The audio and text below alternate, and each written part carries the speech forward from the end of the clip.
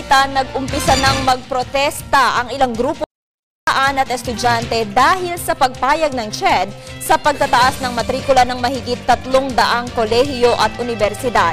Para sa detalye, balitaan mo kami, Sam Ramirez.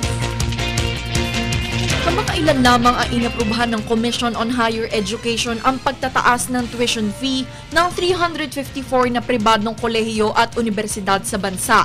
Ngunit nagpahayag naman ng pagkadismaya ang iba't ibang grupo, lalo na ang mga student leaders ng iba't ibang organisasyon.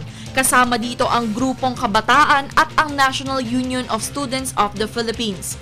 Hinimok nila ang Supreme Court para ideklarang illegal at unconstitutional ang CHED Memorandum Order 3/2012 o Enhanced Policies, Guidelines and Procedures Governing Increases in Tuition and Other School Fees, Introduction of New Fees, and for other purposes. Ito raw aniya ang siyang responsable sa patuloy na pagtataas ng matrikula sa bansa.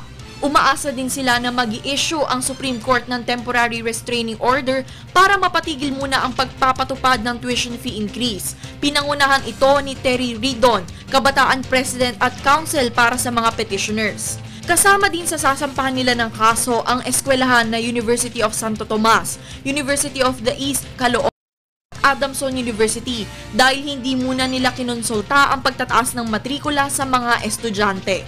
Nag-uulat para sa Telebisyon ng Bayan, Sam Ramirez.